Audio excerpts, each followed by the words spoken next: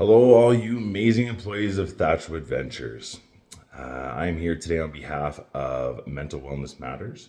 It is a nonprofit mental health organization based in Grand Prairie. And we were asked to come speak to you guys a little bit about mental health. My name is Kyle Kennedy. I've been a part of the organization on and off for about 2 years now, I believe. And I find it a great honor to be able to make videos like this and presentations and speak to you guys and speak to other organizations and companies about mental health and a little bit about addiction as well. So I'd like to just start off by explaining who I am a little bit. Like I said, my name is Kyle Kennedy, and I've been part of the nonprofit organization Mental Wellness Matters for a few years now. I have a little bit of a background in mental health work. I'm an advocate, and I have been for a while. I'd say about 4 years. I originally had started with a nonprofit organization based out of Medicine Hat. It was based around men's mental health. It was called the Inner Man Project, and we helped kick that up off the ground. And it was due to a string of suicides that happened back in Medicine Hat back in 2020. I took it very personally. They were very close friends of mine. I think there was about 5 or 6 suicides that were strung together. They were all friends. They were very close friends, and it was really hard. It was like a chain reaction, right? And it developed to be a dark cloud over top of that city and the people that lived there. And some of us felt like we needed to do something. Some of us felt like not enough was being done. And so we started that nonprofit, and it was great. It was a place, we had a peer-to-peer. It was a place for men to come and discuss their mental health issues in a private setting where they felt like they could trust other men. Other men could share about their problems, and other men realized that they weren't alone. And I think that was huge because the stigma behind mental health, let alone men's mental health, is staggering. Men more than anybody feel like they don't have anywhere to go, that their problems don't matter, that they're supposed to suck it up and dust off the dirt and keep going and persevere through everything, no matter what life throws at them. And I think most of us know that that's not the case. That is not that's not achievable, and that's not reality. So that's where I started out a little bit. Me personally, I do struggle with mental health. I've been diagnosed with general anxiety and clinical depression. I think I've been diagnosed that for, I want to say about 3 years now. And I am also a recovering addict myself. So with that, a little bit about my story. When I was a kid, I don't want to say my childhood was worse than anybody else's, but it was a struggle. It was a struggle. There was a lot of physical abuse, mental abuse. When I was a child, I was sexually abused twice before the age of 12. And then in my later years, I didn't know how to address it. And to be quite honest, I blocked it out. That shit became a distant memory to me, and my mind allowed it. My subconscious allowed it, because I didn't know how to cope with it, and I didn't know how to tell anybody, and nor did I.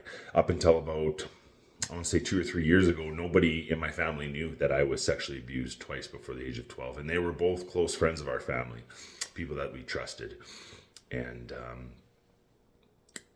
I think that as a kid, maybe perhaps I thought that was normal based upon the environment that I grew up in, with my biological dad being very abusive. He, to put it bluntly, and you guys will understand a little bit more who I am throughout this video. I'm very blunt, and I'm very to the point, and I think that's kind of how you have to be when discussing these type of topics, is just cut through the bullshit. And when I was a kid, I was a fucking punching bag. I was a punching bag for a man who did not know how to deal with anything in life. And he was an aggressive alcoholic himself. He was severe. And, he would come home from work and, you looked at him the wrong way and pow, you'd get it. And I lived in a lot of fear. Me and my brother lived in a lot of fear growing up as kids, right? So as I got older, I didn't know how to differentiate from right and wrong, from healthy and non-healthy. When I got older, I fought a lot. I was always in and out of fights. I was in and out of trouble. I was in and out of holding cells. I was in and out of trouble with the police. And, you know, I realized at a very young age that I could turn to drugs to deal with my mental health and to deal with my struggles in life. Or at least I thought I could, right? That was my escape. And before I knew it, that had become a lifestyle and it had taken over my life. So not only was I not discussing what was going on with me, I was masking it with something that was compounding it to the 10th degree. It was making it so much worse.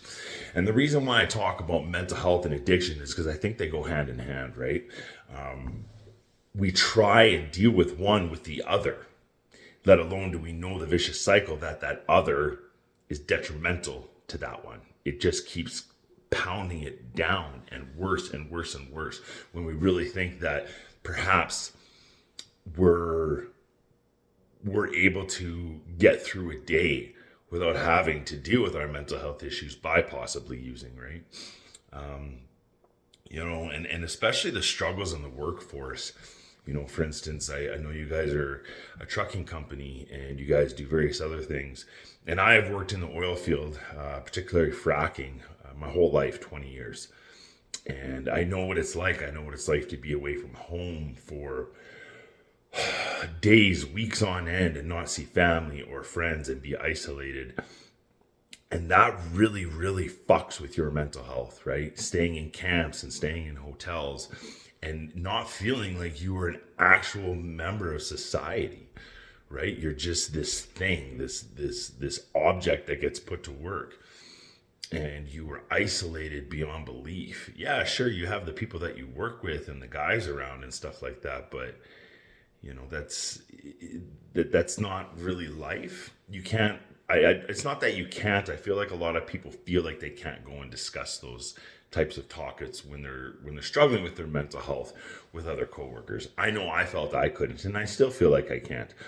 But as I'm an advocate, I try and address it more in certain situations with other coworkers and perhaps maybe, put a little bit of a light in their eyes and get them thinking and put a spark in their head about, okay, wow, we really do suffer without even knowing that we suffer, right? So, yeah, living and working in that industry can be brutal, right? You feel like you don't know where to go, you don't know where to turn, and basically you become a robot. Work until you have some days off. And then depending on who you are in your lifestyle, for me, it was party, right? I worked hard and I partied harder. Work hard and I had all this money. And what did I do, right? I would go on trips and I would go do parties and, I would be popping bottles in Vegas. And little did I know that was detrimental to becoming a well-rounded individual and a healthy adult. It's one thing to party, but for me, I didn't know when to stop, right? And then the next day or 2 days later or 3 days later, I would feel even worse. And then it became a cycle. It was, 1 week have fun and 2 or 3 weeks go and work and be isolated, and my mental health was struggling. So nowhere was I doing any good for myself. It was just a cycle of trying to get through life, trying to think that I was enjoying some type of life, but I really wasn't. And I didn't start to realize this until I started having friends pass due to suicide, due to overdoses. I've lost a little bit of track, but I believe it's been about 35 friends over the last 25 years that have died from suicide and overdose. And I started to become numb to it. It was such a fucked up cycle. We would go to these wakes and these funerals for friends that had taken their own lives due to mental health or addiction, or they had overdosed from addiction, and damn well that they were suffering from mental health as well. And we would go, and what would we do after? We'd have like a reception or a get together, and everyone's getting fucked up. No one's talking about it.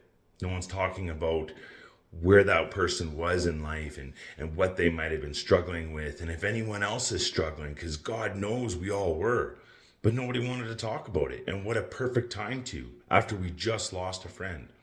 But no, we drowned ourselves in alcohol and drugs, and nobody spoke about it. And I got sick of that cycle. And I got sick of that cycle for myself.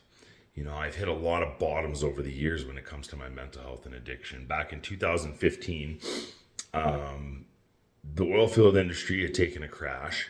I had a choice to make whether to sell everything I owned and try and make out like a bandit, or to declare bankruptcy. And in that time, I had watched friends declare bankruptcy. I had watched friends take their own lives based upon what was going on. These were grown men, 35, 40 years old, that had been doing this their whole lives, and this crash hurt them so bad that they felt that they were losing everything, and they left behind wives and children. And I'll get more on that topic of the stigma and people's perception when it comes to suicide. But that they felt that was their only way out. And for me, I felt that was my only way out. So back in 2015, I tried to take my own life. And I won't get into detail how. I don't think all that kind of stuff really matters. I don't need to share horror stories and war stories. But needless to say, it failed. And when I came to, I shook it off like nothing had happened. I woke up, I was in my garage, I looked around, I went back inside, and I started ripping drugs and drowning myself more in booze. And that was the norm. That was how you coped. That was how you dealt with.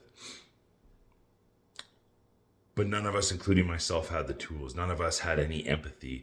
None of us had any understanding. None of us had any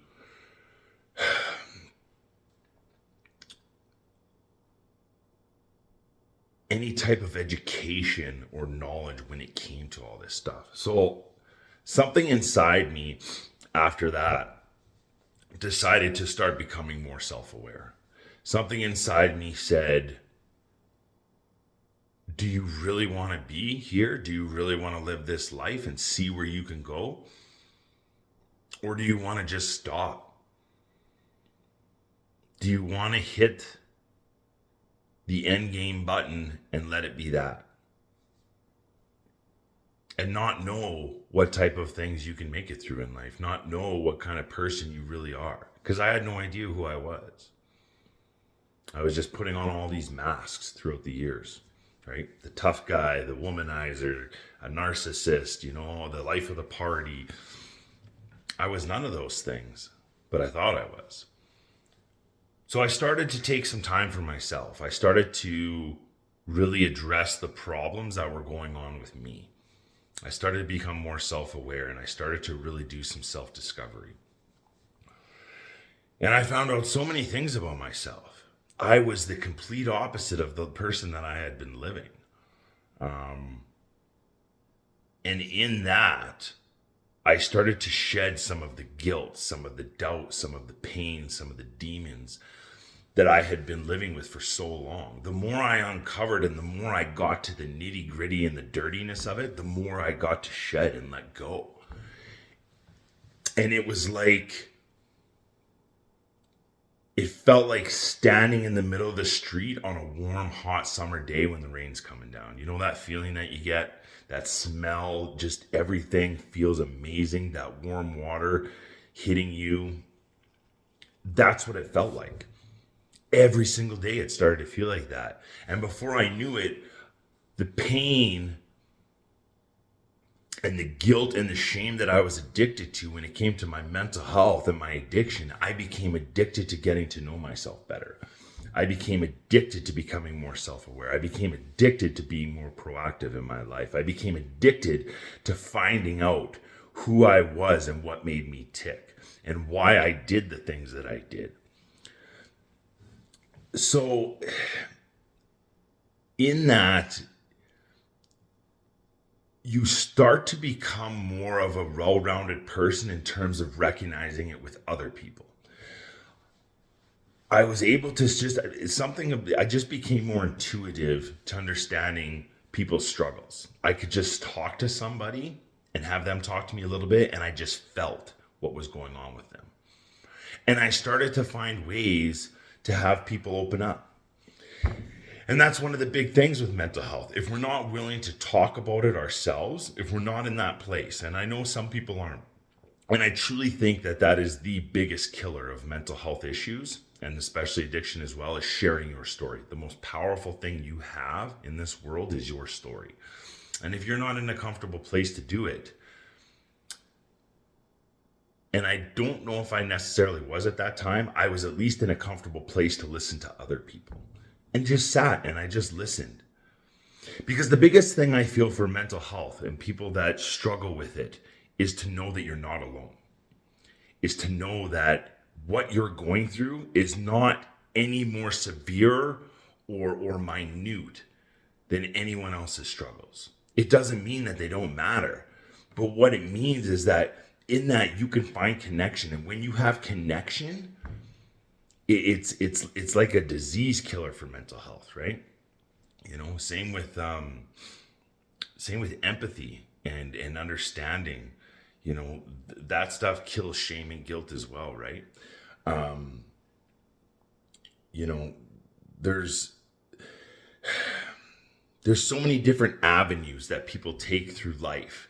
You know, you can be kind of living on a surface level and decide that, you know, you don't want to talk about things. You don't want to discuss your emotions and possibly the things that are going on in your house, in your life, whether it be finances, family, relationships, kids, job, whatever it may be. And that's fine, right? There's a lot of people that live great quality lives without really sharing a lot of that stuff.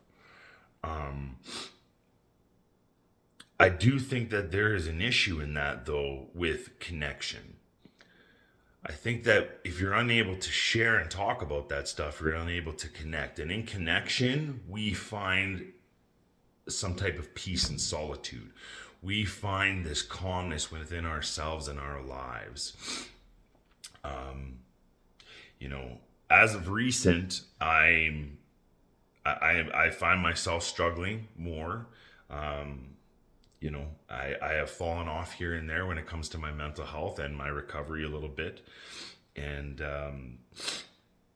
I still find it hard to be able to get through life's challenges on life's terms, living life on life's terms. And that was the biggest thing for me, because I was always dealing with it in one way or another that wasn't healthy. I wasn't dealing with it head on. I wasn't accepting life's challenges for what they were and dealing with them in a healthy manner.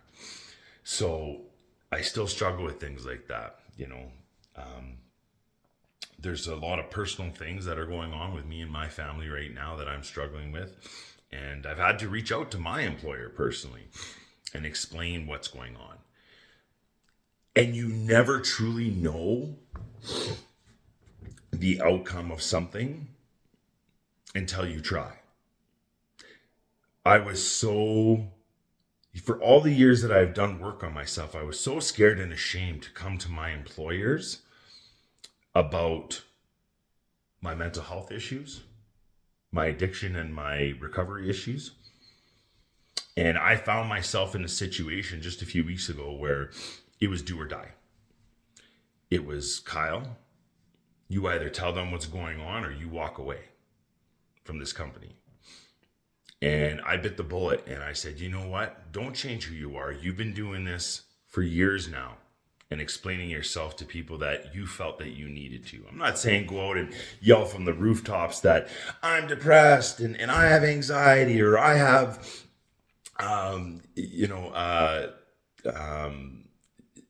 I have any other mental health issue, right? ADD, whatever it may be. But those ones that you feel that you need to, that you feel that will trust, I recommend you share. And when I did, I was blown away.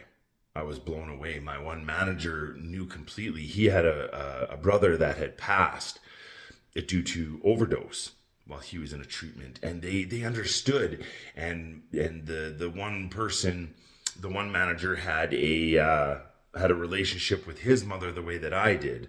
And he understood when I was explaining my mother's health and what she's going through and how that's affecting me. And it was unbelievable.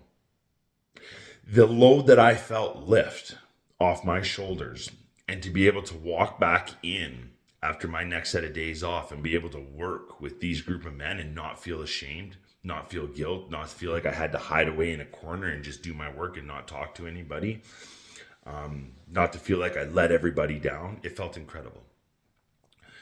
And I've spoken with some of your guys as managers, and they are incredible people. And I know that they've already helped some people, and I know that they would continue to help any one of you when it comes to those type of battles in your life.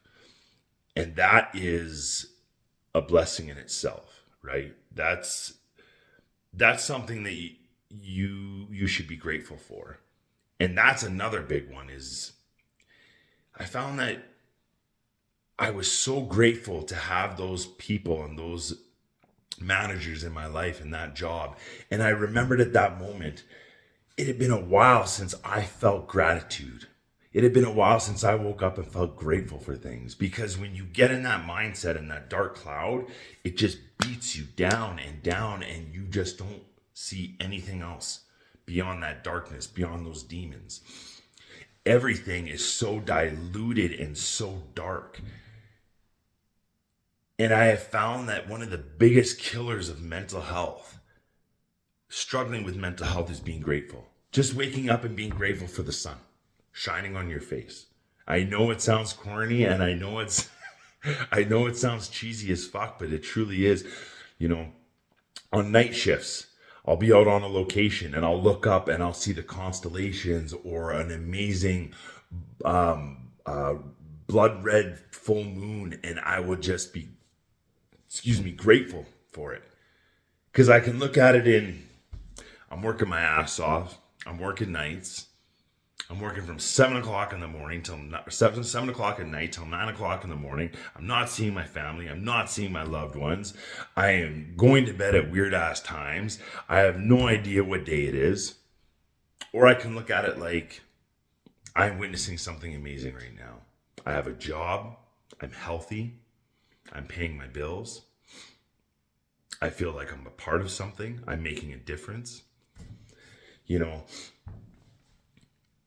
You forget how to be grateful because that darkness takes it away from you. It takes practice. It does. You literally have to wake up and practice it every day. But I guarantee you, when you start to, your life begins to change in that aspect. You become grateful for the littlest things, right? I'm grateful when my dog wakes up in the mornings and doesn't take a piss or run to his cage because he's ridden with anxiety. I am grateful for when I go to a store and they have my favorite energy drink in stock, or just the stupidest little things. I'm grateful for when a song comes on the radio right before I'm about to go to the gym and work out, right? That gets me pumped up. Being grateful is huge, right? And being proactive, doing things that we should be doing for our mental health. And one of them, and it's not for everybody, but you don't have to be, a big gym goer. You don't have to go and lift a bunch of weights. Just any exercise, getting out, walking your dog, going for walks with your kids, going for runs and jogs, riding a bike, going and playing some golf, whatever it may be, whatever that physical activity may be that gets you outside of the house. Don't get me wrong. It's still great to, if you have a home gym and do it like that. I do find that it's so much better to get out of the house to do it. But that is huge for our mental health. It releases all of those endorphins and those chemicals in our brain that we need to be able to know that something is good in our life. And the thing is that you'll never understand good things in life unless you have the bad, right? It doesn't mean you have to sit in the bad though. And that is huge for our mental health, is physical activity. And I noticed it. That's part of the downfall that I had been in the last couple months was I was unable to go to the gym. I had broken this finger at work 2.5 months ago. 4 days later, I broke my toe. 5 days later, on days off, I got COVID. Then I went back to work. My back was sore. I couldn't work out. I hadn't been into the gym until this last week in 3 months. And I was so beaten down. Nothing brought me joy. Nothing was bringing me joy. I wouldn't get out of bed barely because I couldn't. But the thing is I was allowing myself to stay beaten down in that place. I could have probably went for walks, right? I could have gotten up and walked my dog and went for a walk with my girlfriend or walked to the corner store to get a bag of chips, whatever the case may be. But I didn't. I stayed stuck, right? I didn't get myself out, you know. And it took talking to a few good friends and obviously some of these injuries to heal to be able to realize that you're doing this to yourself a little bit, right? You know, and that's another thing. I feel like a lot of us don't take accountability for some of our own issues, right? I've noticed that we're in a society where we like to point fingers and play the victim, right? And no one else is going to help you succeed in this life but you. No one else is going to get you out of those dark spots and battle your demons but you. Don't get me wrong. We have so much health. We have amazing things like nonprofits that I'm a part of, hotlines, counselors, Alberta Health, going and seeing doctors, medication. That's one. I for years, I never touched it. I watched what it did to my parents, my mom, my biological father, my father. I call him my father. He's my stepfather. I watched what medication did to them, and it scared the shit out of me. And now I am on an anti-anxiety and antidepressant, and it helps, right? It's not the cure, and it never will be, but it helps, right? It helps with my day-to-day well-being, my sense of worth. So there's a lot of tools that we have, but we have to be prudent to be able to use them. We have to be diligent. We have to accept that it is on us. But in that, reaching out, talking, all of those things that I said before, they do nothing but help. And you will be so surprised on the type of responses that you get from people, especially ones that you love and trust, right? We all have that brother, sister, mom, or dad that would never understand. And perhaps you don't need to go to them and express what's going on with your mental health or if you're battling an addiction. But I can guarantee you have at least one person in your life that you can speak to. We just have to be able to reach out and do it. I found another big thing for myself when I'm struggling is listening to other people. With me being an advocate, I found very quickly that I was always there for others, but I wasn't putting myself first. So I was filling other people's cups while I was draining my own when I became a mental health advocate. And I learned very quickly that there had to be a balance. And the reason why there wasn't a balance is because I felt like, and it was working, that listening to other people's struggles and just being a soundboard for somebody that was struggling with mental health or addiction, it was helping me. It was helping me address some of the things that I needed to address and face myself. So that's another thing too, is just simply listening to friends and family that are struggling. I believe it really helps yourself as well, right? Just want to grab something here.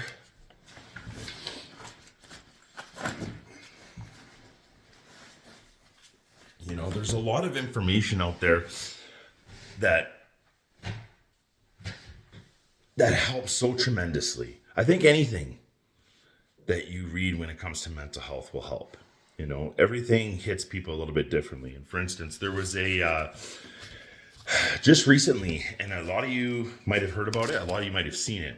It is a Netflix special, and it's called Stutz, and it is put on by Jonah Hill. and he reverses the roles with him and his psychiatrist, right? Um, and and he basically interviews his psychiatrist, and he becomes his psychiatrist. But in it they talk about things like the three things that are really, really prudent when it comes to your mental health. And I've already kind of discussed them, but I wanted to discuss them in the way that they did it. It's called physical body. It's a pyramid, and it has three pieces to it: physical body, people, and yourself. So the base of it was physical body, which is health and exercise, which I already spoke about. Huge for your mental health. People, your relationships with others, right? That one I didn't speak so much about.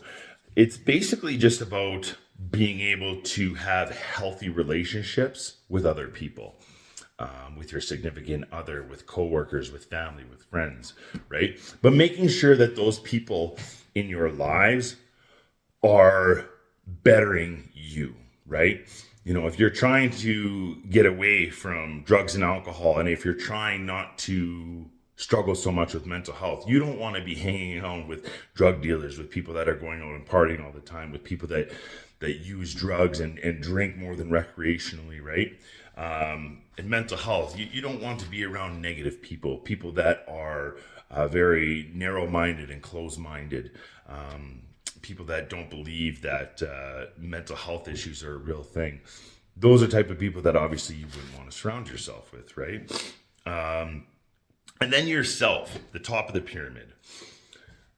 This one is about taking the time, right? I know, especially these day and ages, we all live very, very busy lives. Lord knows I do. And I use that as an excuse so often. I'm too busy. I'm too busy for this. I'm too busy to read. I'm too busy to sit down and listen to this podcast. I'm too busy to go to the gym. It's bullshit. I think we all know that's bullshit. We make time for the things that we deem important, right? So if I'm out drinking and I am sitting in my house or sitting in my house depressed and not willing to get off the couch, not willing to talk to anybody or pick up the phone, I am not doing the other things that I need to be doing: talking to people, getting exercise, reading books, doing things for me. I'm putting this over this. And don't get me wrong, it's very hard to get out of it. But while I'm sitting on that couch, I could be listening to a podcast. While I'm sitting on that couch, I can open a book. And all I got to do is read the first chapter. That's it. Just a little bit. Right? There's authors like Jay Shetty and Brene Brown. These people have changed my life, right? But I had to take it upon myself to do that, right? And that's what the pyramid at the top of it is: yourself, taking time for yourself, really trying to tap into your subconscious, right?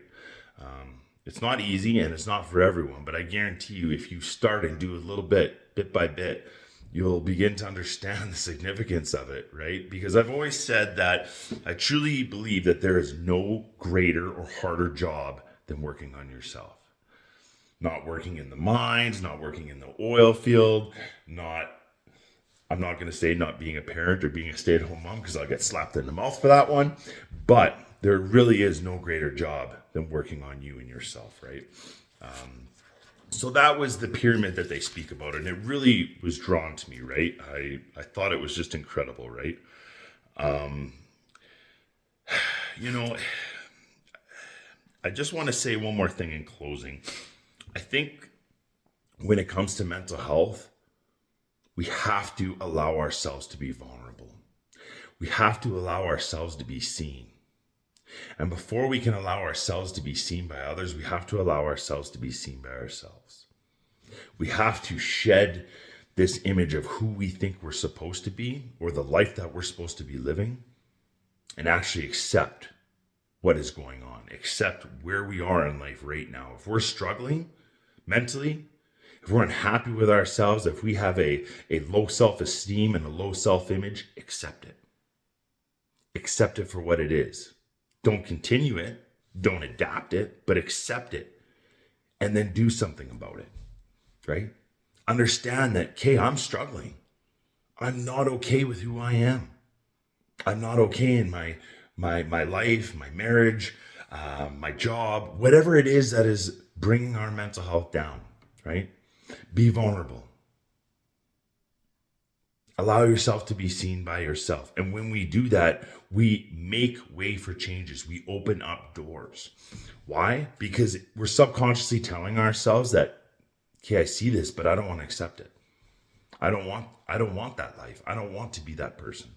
Right? It's huge. So I urge anybody who may be struggling to allow yourself to be seen, to allow yourself to be vulnerable. Because vulnerability, it's a segue for so many just amazing things in life: empathy, sympathy, gratitude. When you are vulnerable, you will automatically attract all of that, all of those characteristics, and nothing but good can come from those things, right? So I just want to say thank you to each and every one of you for taking the time to watch this video. I hope that my story and some of the topics that I spoke about when it comes to addiction and mental health are something that maybe triggers something inside of you, right? Is that somebody that you know that's struggling, you reach out and offer help, or offer to give them help and show them help. Um, you know, like a friend that may be struggling with addiction, saying, hey, here's a number for an addictions counselor at Alberta Mental Health. Or have you ever thought about possibly going and talking to somebody at a treatment clinic, right? For mental health, have you ever thought about going to speak to a counselor at Alberta Mental Health? I've noticed that, you're not quite yourself lately. Or is there anything that you want to get off your chest that you'd like to speak to me about? Because you may not know, I used to struggle, and these are things that have worked for me, right? It's all about connection. At the end of the day, it's all about connection. And I hope that you're able to connect with yourself, and that possibly you're able to keep an eye out and connect with others that may be struggling too. So thank you very much.